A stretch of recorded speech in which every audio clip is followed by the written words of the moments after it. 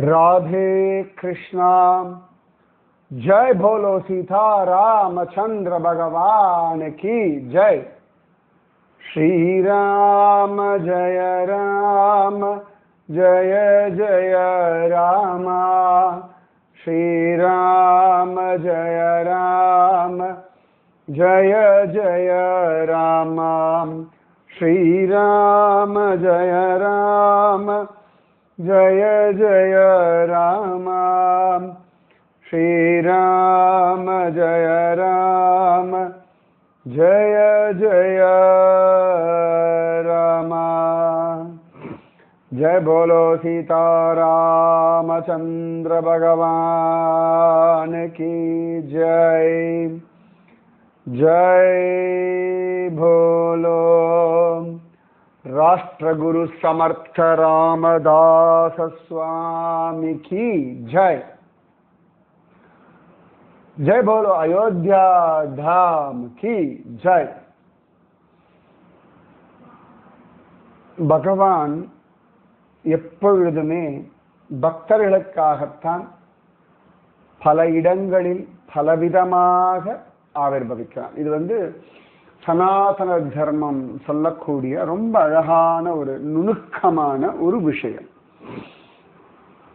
அதனாலதான் தெய்வம் மனுஷ ரூபேன அப்படின்னு மனித உருவத்தில் வரலாம் அப்படின்னு சொல்றோம். தெய்வம் மிருகங்களாகவும் வரும். இப்ப மத்ஸ்யம், கூர்மம், வராகம் இதெல்லாமே மிருக ரூபம் தானே. அதனால தெய்வம் எந்த உயிரினமாகவும் வர முடியும். இப்ப நரசிம்ஹம் அப்படின்றது நரனும் சிம்மமும் கலந்த ரூபம் தானே. எத்தனையோ பக்தர்கள் சிங்கத்தை பார்த்து நரசிம்மமா உபாசனம் பண்ண அந்த சிங்கம் அப்படியே அவர்களுடைய பக்திக்கு வசப்பட்டு ரொம்ப குழந்தை மாதிரி நடந்துருக்குன்னு பல பக்த சரித்திரங்கள்ல காண கிடைக்கிறது. இப்ப சைத்தன்ய மகாபிரபு எல்லாம் ஜார்க்கண்ட் அந்த காட்டு வழியெல்லாம் போகும் பொழுது பார்த்தா புலி, சிங்கம் இதெல்லாம் கூட அவருடைய பக்திக்கு வசப்பட்டு அப்படியே பக்கத்துல இருந்தது அப்படின்னு சரித்திரத்துல இருக்கு. எப்படி கிருஷ்ணன் வேணுகானம் பண்ணும் பொழுது சகல ஜீவராசிகளும் ஒன்றோடு ஒன்று அப்படியே நெருங்கி இருந்தது. ஆனா ஒண்ணு அடிச்சுக்கவும் இல்லை. நான் திருவட்டாறு கோவில்ல ஒரு சிற்பம் பார்த்திருக்கேன். பாம்பு மேல ஏறி நின்று கிருஷ்ண வேணுகானம் கேட்கும். தவளையோ எலியோ அந்த மாதிரி வேற எங்கேயோ பார்த்திருக்கேன், ஞாபகம் இல்லை எனக்கு. ஆனா சிற்பம் ஞாபகம் இருக்கு, இடம் ஞாபகம் இல்லை. புலிக்கிட்ட கண்ணுக்குட்டி பால் குடிக்கும், கோமாதா கிட்ட புலிக்குட்டி பால் குடிக்கும். அதாவது இந்த கிருஷ்ண வேணுகானத்துல பரஸ்பரம் அந்த பேதபாவம் விரோதமே இல்லை அப்படின்னு காண கிடைக்கிறது. அப்ப நம்ம மனசுல அவ்வளவு அன்பு ஜாஸ்தியாக நம்முடைய எண்ணங்கள் செயல்கள் எல்லாமே தெய்வீகமா மாறும். அப்ப வாழ்க்கையே தெய்வீகமா இருக்கும். ஸோ தெய்வம் எப்படி வேணாலும் வரலாம், எங்க வேணாலும் வரலாம், எந்த விதத்துல வேணாலும் வரலாம், எந்த சமயத்துல வேணாலும் வரலாம். அதனாலதான் கோவில்கள்ல கூட தெய்வங்களுடைய அனுபவத்தை நம்ம உணர்றோம். அப்படின்னா நம்முடைய பக்திக்கு வசப்பட்டு தெய்வம் அந்த சிலையில் இறங்குகின்றது. நம்ம கண்கூடா பார்த்தோம் இல்லையா? பிராண பிரதிஷ்டைக்கு முன்னாடி நமக்கு கிடைச்ச ராம்லல்லாவுடைய போட்டோவும் பிராண பிரதிஷ்டை ஆன பிறகு ராம்லல்லாவினுடைய திருமுக மண்டலத்தினுடைய மாற்றமும் எவ்வளவு வித்தியாசம். சிற்பியே சொல்லிட்டு இருந்தார் இல்லையா, எவ்வளவு பெரிய விஷயம். அப்ப இதெல்லாமே சத்தியம். அப்ப தெய்வம் அவ்வளவு அழகா அயோத்தியாலே ஆவிர்பவிச்சது. அந்த தெய்வானுபவத்தை நாம் அனுபவிக்கிறதுக்காகத்தான் சமர்த்தராமதாசர் போன்ற மகாத்மாக்கள் எல்லாரும் அவதாரம் செய்கின்றார்கள். அவளெல்லாம் அவதாரம்னு சொல்லலாமா? அவதாரம்னா கீழே இறங்கி வருதல் அப்படின்னு அர்த்தம். அவதாரம் எப்படி வாழ சொல்லலாம்னா, இவாளுக்கும் அந்த தெய்வீக குணங்கள் இருக்கு இல்லையா, அதனால முக்கியமா அவர்களுடைய கருணை, நம்பிக்கை, தைரியம், உரிமை, அக்கறை இதெல்லாம் தெய்வ குணங்கள். அதை பேஸ் பண்ணி தான் ஆச்சாரியர்கள், குருமார்கள், பாகவதர்கள், பக்தர்கள் எல்லாம் அவதாரங்கள் அப்படின்னு கொண்டாடிட்டு இருக்கோம். ராமன் அவதாரம் தான், கீழே இறங்கி வந்தவன் தான். ராமன் விஷயம் தான் ஞாபகம் வருது. நேற்று கேட்ட கேள்வி, நம்ம ரிஷ்யசிங்க மகரிஷி அவருக்கும் ராமனுக்கும் என்ன சம்பந்தம்? ரொம்ப அழகா நிறைய பேர் சூப்பரா விஷயம் சிந்து. அவர் தான் புத்திர காம இஷ்டி, அதான் புத்திர காமேஷ்டி யஜ்யம் பண்ணார். அதனாலே ராமன், பரதன், லக்ஷ்மணன், சத்ருகனன் பிறந்தார்கள். சூப்பர், ரொம்ப சந்தோஷமா இருக்கு. ஒவ்வொரு எனக்கு இந்த கைத்தட்டு ரொம்ப பிடிச்சிருக்கு. அது ஒரு ஆனந்தம். அதாவது என் குழந்தைகள்லாம் எவ்வளவு அழகா சமத்தா கதை கேட்டுட்டு எவ்வளவு அழகா பதில் சொல்றா, எவ்வளவு ஜோரா அது கூகுள் பண்ணாலும் அழகா சொல்றாள். அதற்கு ஐம் வெரி ஹாப்பி. எப்படியோ ஒன்று அந்த அந்த விஷயத்த கத்துக்கிறதுல தெரிஞ்சுக்கிறதுல ஒரு ஆசை இருக்கு இல்லையா, அதானே முக்கியம். இதுல இன்னொன்னும் உண்டு, ராமாயணத்துல சொல்லப்படல, மற்ற புராண இதிகாசங்கள்ல ஒரு அழகான ஒரு சின்ன ஒரு குறிப்பு காண கிடைக்கிறது. இந்த ரிஷ்யசிங்கருடைய மனைவி பெயர் சாந்தா, அப்படி பேர் சாந்தலா அப்படின்னு சொல்றாரு. அவள் யார் அப்படின்னா அங்கதேச ராஜாவினுடைய மகள், வளர்ப்பு மகள். அங்கதேச ராஜா யாரோட ஃப்ரெண்டு அப்படின்னா நம்ம தசரதருடைய ஃப்ரெண்டு. ஸோ தசரதருக்கு பிறந்த குழந்தை தான் இந்த சாந்தா. தன் நண்பனுக்கு அழகா தத்து கொடுத்துட்டார் இந்த சாந்தாவை. அந்த சாந்தாவை தான் இந்த அங்கதேச ராஜா தன்னுடைய தேசத்துக்கு வந்த ரிஷ்யசிங்க மகரிஷிக்கு கன்னிகாதானம் கல்யாணம் பண்ணி கொடுத்துடுறார். அதன் பிறகு நம்முடைய தசரதர் வேண்டுகோளுக்கு இணங்க அழகா ரிஷ்யசிங்க மகரிஷியையே அவர் அயோத்தியாவுக்கு அனுப்பினார். அதன் பிறகு ரிஷ்யசிங்கர் புத்திர காமேஷ்டி யஜ்யம் பண்ணார். ஸோ ஒரு விதத்தில் பார்த்தா ராமனுடைய அக்கா புருஷன், மாமான்னு சொல்லலாம், அத்தான்னு சொல்லலாம், ஒவ்வொரு ஊர்ல ஒவ்வொரு மாதிரி, பாபா, ஜீஜு, அதுக்கப்புறமா அத்திம்பேர், அந்தந்த பாஷைக்கு அந்தந்த பிரதேசத்துக்கு தகுந்த மாதிரி இது மாறும். ஸோ மச்சினன் ஒரு விதத்துல ரிஷ்யசிங்க மகரிஷியினுடைய மச்சினர்கள் தான் ராம, பரத, லக்ஷ்மண, சத்ருக்னர்கள். அது எந்த புராணம் எந்த இதுன்னு அப்புறமா நான் அந்த ஸ்லோகத்தோடு எடுத்து சொல்றேன். ஸோ இதுதான் ராமனுக்கும் ரிஷ்யசிங்க மகரிஷிக்குமான ஒரு சம்பந்தம். இது வால்மீகி ராமாயணத்திலேயோ பிராபல்யமான ராமாயணங்கள்ல இதை பத்தி சொல்லல, சில இடங்கள்ல இது காண கிடைக்கிறது. சரியா? ஸோ அந்த ரிஷ்யசிங்க மகரிஷி அவருடைய கோவில் எங்க இருக்குன்னு தெரியுமா? அவர் சமாதி அடைந்த இடம், அது ஒரு கோவிலா இருக்கு. எங்கன்னு தெரியுமா? கண்டுபிடிங்க. ரிஷ்யசிங்க மகரிஷி கோவில் கண்டுபிடிங்க. நான் போயிருக்கேன் அந்த இடத்துக்கு, ஜோரா இருக்கு. அங்கதான் நான் பார்த்திருக்கேன் அவருடைய கோவில. ஓகே, அதுவும் சொல்லிடுறேன். அந்த இடத்துல சிவலிங்க ஸ்வரூபமாகத்தான் ரிஷ்யசிங்கர் இருக்கார். இன்றைய கேள்வி இதுதான், ரிஷ்யசிங்க மகரிஷியினுடைய கோவில். அவர் பேர்லயே அந்த ஊர் இருக்கு. இதுக்கு மேல சொல்ல முடியாது. பரவாயில்ல, உங்களுக்கு தெரிஞ்சாலும் பரவாயில்ல, தெரியலனாலும் பரவாயில்ல, தேடுங்கோ, கண்டுபிடிங்கோ, சொல்லுங்க, இல்லாட்டி நாளைக்கு தெரிஞ்சுக்கோங்க, அவ்வளவுதானே. சமர்த்த ராமதாசர் ராம்லல்லாவுக்கு ரொம்ப அழகா ஒரு கோவில் கட்டிடணும் அப்படின்னு திடீர்னு அவருக்கு ஒரு சங்கல்பம் ஆச்சு. எஸ், ஒவ்வொரு காலகட்டத்தில் ஒவ்வொரு சங்கல்பம் ஆகும். அதை ஃபாலோ பண்ணிட்டு போயிட்டே இருக்கணும். இப்ப இது எப்படி தெரியுமா, சில சந்தர்ப்பம் எப்பவுமே ஒரே மாதிரி டெசிஷன்ஸ் கிடையாது. டெசிஷன்ஸ் கேன் சேஞ்ச், டெசிஷன்ஸ் மாறும். சில சந்தர்ப்பங்கள்ல டெசிஷன்ஸ் மாற்ற வேண்டிய அவசியம் இருக்கும். இப்போ ஒரு நாள்லயே நம்மளுடைய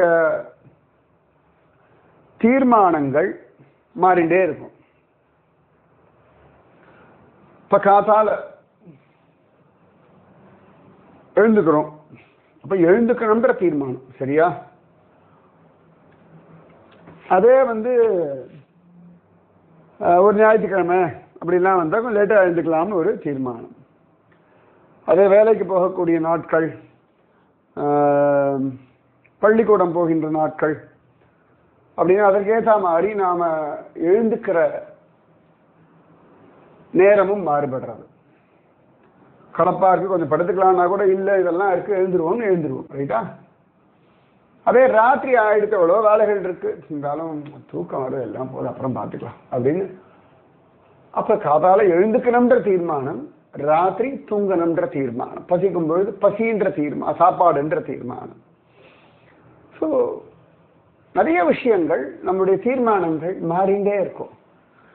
இப்போ யார்கிட்டயே பேசிகிட்டே இருப்போம் ஃபோனில், திடீர்னு யாரோ வாசலில் காலிங் பெல் அடித்தா ஒரு விஷயம் ஃபோன் நான் வைக்கிறேன், யாரோ வாசலில் காலிங் பெல் அடிக்கிறா போய் பார்க்குறேன் அப்படின்னு இதை பேசுறதுல விட்டு போய் காலிங் பெல்ல யார் என்னன்னு பார்ப்போம்.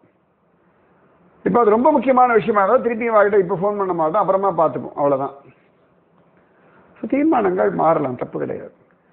சமர்த்த ராமதாசர் கிட்டத்தட்ட 1400 மடங்கள் அப்படின்னு காண கிடைக்கிறது. 1000 சொன்னா 1400 மடங்கள் கிட்டன்னு காண கிடைக்கிறது.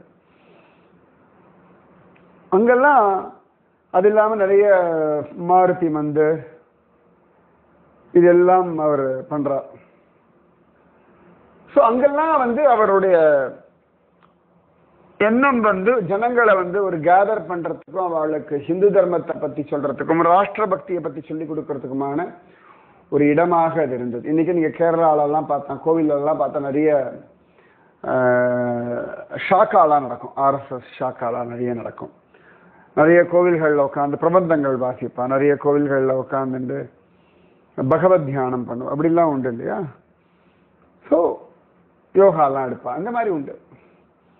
ஆனா இப்போ அவருக்கு நம்ம ராம்லல்லாவுடைய கோவில், அவருக்கு முக்கியமா அங்க நாசிக் பஞ்சவட்டி அங்க இருக்கக்கூடிய காலாராம் மந்திர் மாதிரி ஒரு ஜம்னு ஒரு கோவில் பண்ணணும்னு ஒரு சங்கல்பம். அத்தனை அழகான அந்த சங்கல்பம். அப்ப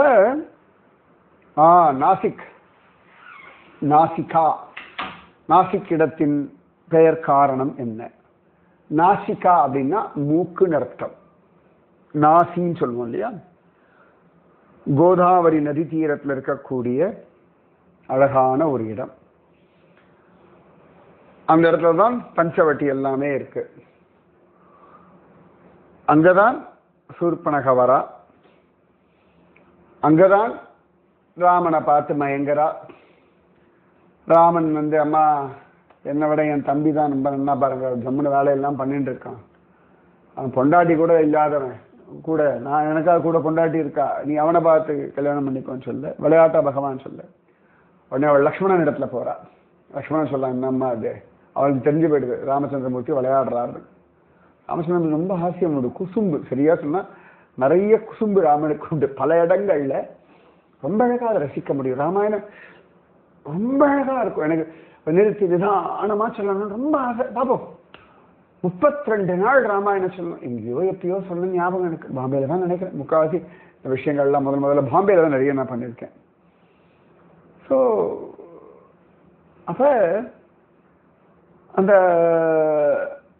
சூர்பனகையை பார்த்து லக்ஷ்மணன் சொல்றான், இல்லை இங்கதான் சொல்ல நினைக்கிறேன், இல்லாட்டி வேண்டாமா பாம்பே தான் நினைக்கிறேன். பண்ணு நிறுத்தி நிதானம் 32 நாள் பர்ஃபெக்டா அந்த லவகுச்சர்கள் பாடினா போல ஒரு 32 நாள் ராமாயணம் சொல்லணும்னு வச்சுருக்கேன். பார்ப்போம் எங்க எப்படி ஏதுன்னு. ஒரு மாசம் பெரிய விஷயம் அது.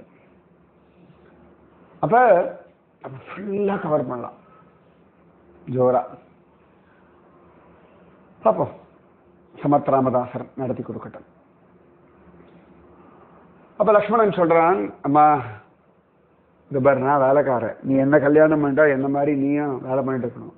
அவரை கல்யாணம் பண்ணா சும்மா உட்காந்து பாரு, அவருடைய மனைவி சும்மா உட்காந்துருக்கா அப்படின்னு சொல்ல இவ திருப்பி ராம இடத்துல போறா. கடைசியில் அவ 2 பேரும் நம்மளை வச்சு கிண்டல் பண்ணிட்டு இருக்கா அப்படின்னு புரிஞ்ச உடனே சரி இந்த சீதை மேல பாஞ்சிடுவோம் அப்படின்னு சொல்லி சீதை மேல பாயும் பொழுது லக்ஷ்மணா அப்படின்னு ஒரு கத்து. லக்ஷ்மண் வேகமா வந்து இந்த சூர்பனகையுடைய மூக்க அப்படி வெட்டி அந்த பக்கம் அப்படி போட்டானோ. அது போட்டு அது விழுந்த இடம்தான் நாசிக். ஓகேவா? இதுதான் நாசிக் பெயர் காரணம். சமர்த்தராமதாசர் அந்த நாசிக்ல இருக்கக்கூடிய காலாராம், அந்த காலாராம் கோவில நடக்கிற தூரம் தான் சீதா மாதாவை, அந்த ஒரு குகை மார்க்கு சீதா குஹான்னு பேர். அங்கதான் அவள் இருந்தாள். அங்கிருந்து தான் வந்து ராவணன் அவளை தூக்கிட்டு போனான் அப்படின்னு சொல்லி காண கிடைக்கிறது. அங்கதான் 5 ஆலமரம் பஞ்சவட்டி, வட்டன ஆலமரம், பஞ்சவட்டினா 5 ஆலமரங்கள் உள்ள பகுதி அப்படின்னு அர்த்தம். அதை நான் பிரார்த்தனை பண்ணிட்டே இருக்கேன். அந்த பஞ்சவட்டி வந்து மார்க்கெட் மாதிரி இருக்கு. அது அப்படியே பஞ்சவட்டியா இருக்கணும். பிரார்த்தனை பண்ணிட்டு இருக்கேன், பகவான் நடத்தி கொடுக்கட்டும். வெறும் மார்க்கெட், ரோடு, கடை, வீடு. அந்த ராமாயணத்துல நாம பார்த்த பஞ்சவட்டிக்கும் அதுக்கும் சம்மந்தமே இருக்காது. ஏதோ ஒரு ஊருக்குள்ள நான் மரத்தின் நடுவில் அப்படி ரோடு போற மாதிரி பெயிண்ட் இருக்கும். மாறணும். அது அப்படியே அழகா அந்த காலத்து பஞ்சவட்டி மாதிரி வெறும் வனமா இருக்கணும். அங்கங்க சீதாராமனுடைய விஷயங்கள்லாம் அப்படி இருக்கணும். பார்ப்போம், பகவான் நடத்தி கொடுக்கட்டும். நிச்சயமா மாற்றி காட்டுவோம். இங்கெல்லாம் எந்த இடங்கள்லாம் அது ஹிந்துவோ மற்றவர்களோ யாரெல்லாம் ஆக்கிரமிச்சிருக்கார்களோ அந்த இடத்தெல்லாம் எடுத்து புனருத்தாரணம் பண்ணி சரி பண்ணணும். இது நடக்கும், ஒவ்வொரு காலகட்டத்தில் நடக்கும். பிருந்தாவன், ராதா குண்ட், ஷாம் குண்ட்லாம் ஒரு காலத்தை காணாமலே போயிடுது. சைத்தன்ய மகாபிரபு கண்டுபிடிச்சார். அதன் பிறகு அவ சிஷ்யர்கள்லாம் பல முயற்சி பண்ணி தான் இன்னைக்கு பார்க்கக்கூடிய ராதா குண்ட், ஷாம் குண்டு அந்த கோவர்தனத்துல இருக்கு. நிச்சயமா பஞ்சவட்டியும் மாறும். ஸோ சமர்த்தராமதாசருக்கு ஒரு ராம் மந்திர் கட்டணம் அப்படின்னு ஒரு பெரிய தீர்மானம் வந்தாச்சு. ஸோ கூடவே வந்து சிஷ்யாளுக்கு எல்லாம் அந்த மதாதிபதிகள்லாம் இன்னும் ஸ்ட்ராங் ஆக்கணும், அவளுக்கான இன்ஸ்ட்ரக்ஷன்ஸ் கொடுத்துருக்கார்.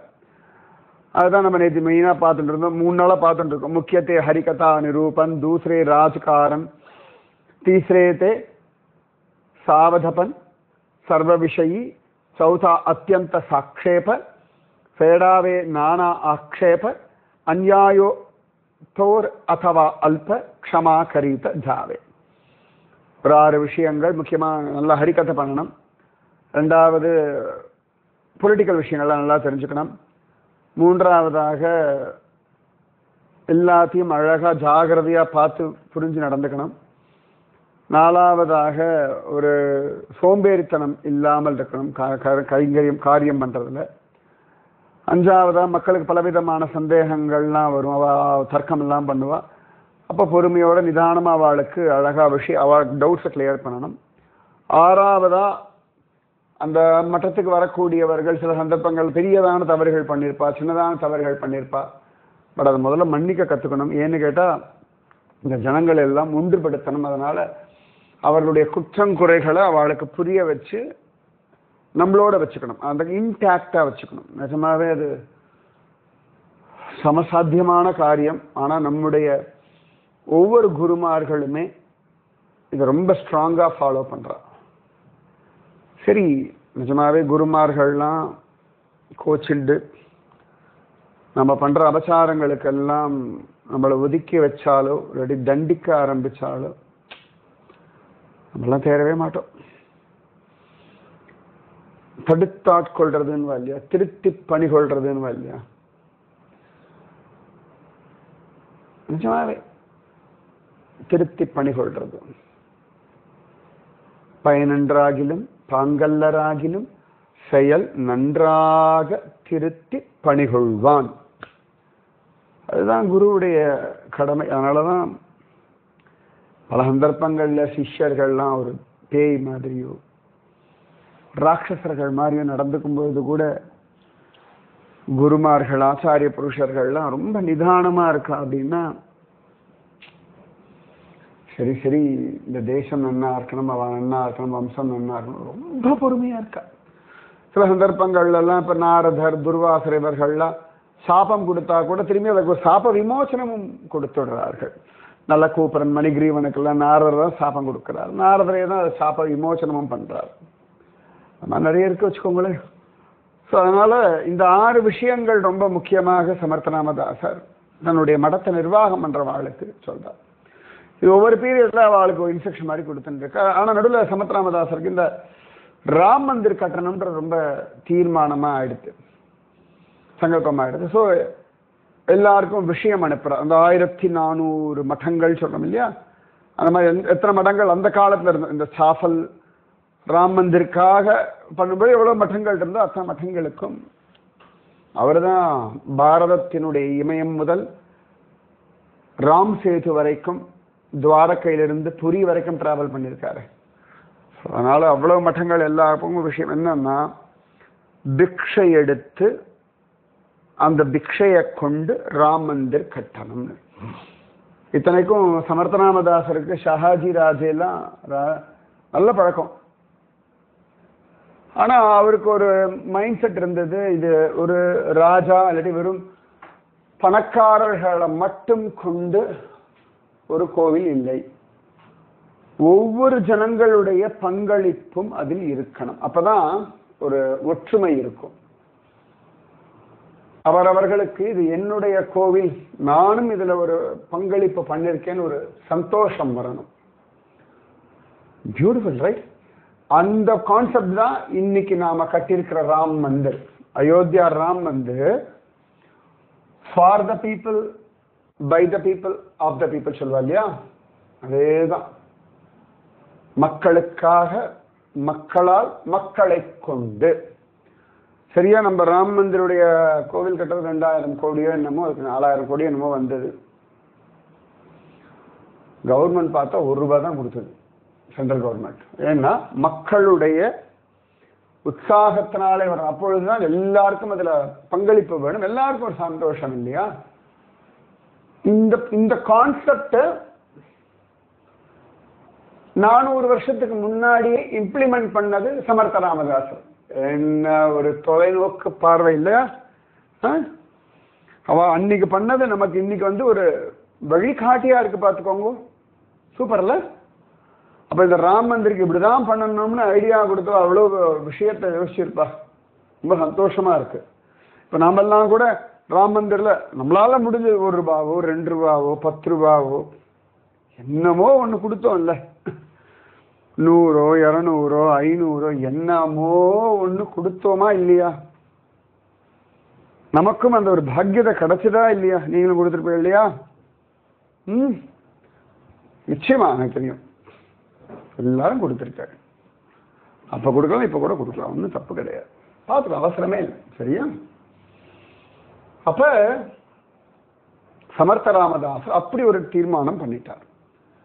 சிஷ்யாளுக்கெல்லாம் ஆச்சரியம். ஏன்னா அப்படி ஒரு ராமர் கோவில் கட்டணும்ன்றார் இவர். ஃபர்ஸ்ட் கிளாஸா காலாராம் கோவில் மாதிரி, சந்ததிக்கு வரா மாதிரி, பின்னாடி வரக்கூடியவர்கள் பிரமிச்சு போற மாதிரி சமர்த்த ராமதாச சம்பிரதாயத்திற்கான ஒரு ராம் மந்திர் பிரம்மாண்டமாக. அப்ப எவ்வளவு ஒசரமா கட்டணும், எவ்வளவு கல்லு வேணும், எவ்வளவு பேர் வேலை பண்ணணும், எத்தனை சிற்பங்கள், அப்புறமா அங்க உற்சவங்கள் நடக்கணும், அப்புறம் சுவாமிக்கான ஆபரணங்கள், சுவாமிக்கான பூஜைக்கான விஷயங்கள், கோவில் கட்டணம் விளையாட்டான எவ்வளவு பெரிய விஷயம். சமர்த்த ராமதாசர் பிக்ஷையை கொண்டு, அதாவது எல்லாரும் பிக்ஷை எடுக்க போறாலே மாதுகரி, அப்ப அவாவா கிட்ட இருந்து கலெக்ட் பண்ணி இந்த கோவிலை கட்டணும்னு தீர்மானம் பண்றார். என்ன ஒரு விஷன், ரைட்? நிஜமாவே விஷன், இதுதான் விஷன். ஸோ அதுக்கு முதல்ல இடம், அவர் ஒரு இடம் பார்த்து வச்சிருக்காரு. மக்கள் கிட்ட எல்லாம் அவரே வந்து சமர்த்த ராமதாசரே பிக்ஷை எடுக்க போவார். அப்ப சமர்த்த ராமதாசர் காலம் எப்படின்னா, ஜனங்கள்லாம் வந்து நிறைய அந்த மூட நம்பிக்கைகள்ல மயங்கி போயிருந்தார். புராண இதிகாசங்கள், இந்த தெய்வங்கள், வேத மந்திரங்கள், அந்த விஷயத்தை தாண்டி இதை உபாசனம் பண்ணா இது கிடைக்கும். நீங்க துகாராம் சரித்திரத்துல எல்லாம் பார்க்கலாம். அதே மாதிரி நம்ம துகாராம் சரித்திரத்துல நம்ம மம்பாஜி எல்லாம் ஒரு கல்லை கொண்டு நட்டு வச்சுட்டு இதுதான் தெய்வம்லாம் சொல்லுவாங்க, ஞாபகம் இருக்கா உங்களுக்கு? இதே மாதிரி சாவதாமாலி தோட்டத்துல ஒரு கல் இருக்கும். ஸோ அதுக்கு வந்து மேல இந்த செந்தூரம் எல்லாம் பூசி அதை ஒரு, இது எப்படின்னா நிறைய பேர் வந்து இந்த மந்திர தந்திர வித்தைகள்லாம் பண்றவா மக்களை கொண்டு வாழணும் தீர்மானம் பண்ணி எதையான ஒரு கல்லை நட்டுட்டு அதுக்கு ஏதான ஒரு பேரை வச்சுட்டு அதை கொண்டு பணம் சம்பாதிக்கிறதுன்னு ஒரு வழி உண்டு. நிறைய நடந்திருக்கு ஒரு பீரியட்ல. ஏன்னா மக்களுக்கு அவளுக்கு ஒன்றும் புரியலை. ஸோ நிறைய பேர் மிஸ்யூஸ் பண்ணிட்டு இருந்தா அந்த பக்தி அப்படின்ற ஒரு விஷயத்தை. சமர்த்த ராமதாஸ் அப்படி கிடையாது. ஆனா நிறைய பேர் பார்த்தா இவருடைய பலம் எல்லாம் தெரியும். சரி கொஞ்சம் அவரை சில பேர்லாம் வந்து இதெல்லாம் வந்து அடில் ஷாவோட கண்ட்ரோல் இருக்கக்கூடிய அந்த சாஃபல் அதெல்லாமே நம்ம சிவாஜியோட அப்பா ஷாஹாஜி போஸ்லே ராஜே அவருடைய நிர்வாகத்துக்கு வருது. ஸோ அந்த உள்ளூர்காரெல்லாம் வந்து சமர்த்த ராமதாஸ் மேல பெரிய அபிப்பிராயம் எல்லாம் கிடையாது. ஒரு இடத்த கொடுக்குறா. என்ன இடம் தெரியுமா? சுடுகாடு. இப்ப எப்படி இருக்கும்? கோபம் வருமா வராதா? வரலையே. சமர்த்த ராமதாசருக்கு கோபம் வரவில்லை. அதானே அவர். சூப்பர்ல. அப்ப அங்கேயா கோயில் கட்டப்படாது? ஆமா. அது எப்படி? ராமன் தான் பவித்திரமானவனாச்சா. பவித்ராணாம் பவித்ரம் யோ மங்களானாம் ச மங்களம். என்ன கட்சி இருக்கணும் நம்ம ஆளுகள்ல. சந்தோஷமா வாங்கிக்கிறார். என் ராமன் பரம பவித்திரமானவன். இதில் எல்லா இடத்தையும் அபவித்திரமாக்க அப்பவித்திரமான இடங்களை கூட பவித்திரமாக்கக்கூடிய பவித்திரமானவன். பரம பவித்ர பதித பாவனன். மீதி விஷயம் நாளைக்கு. ராதே கிருஷ்ணா. ஸ்ரீராம ஜய ராம ஜய ஜய ராம. ஸ்ரீராம ஜய ராம ஜய ஜய ராம. जय बोलो सीतारामचंद्र मूर्ति की जय. जय बोलो राष्ट्रगुरु समर्थ रामदास स्वामी की जय. जय हिंद. भारत माता की जय. जय बोलो वीर धीर सूर आंजनेय स्वामी की जय. राधे कृष्णा.